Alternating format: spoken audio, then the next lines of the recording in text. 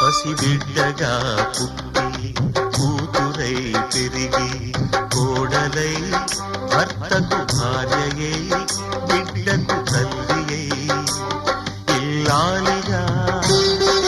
తల్లిగా తల్లికి తల్లిగా నవ్వును ఏడుపును కలిపి దిగమింగి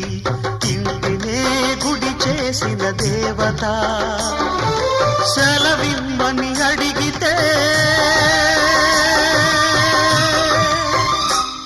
ఇక సెలవిమ్మని అడిగితే ఇది కనని వినని సంఘటన అపూర్వ సంఘటన ఇది ఎవ్వరికి ఇవ్వని వీడుకోలు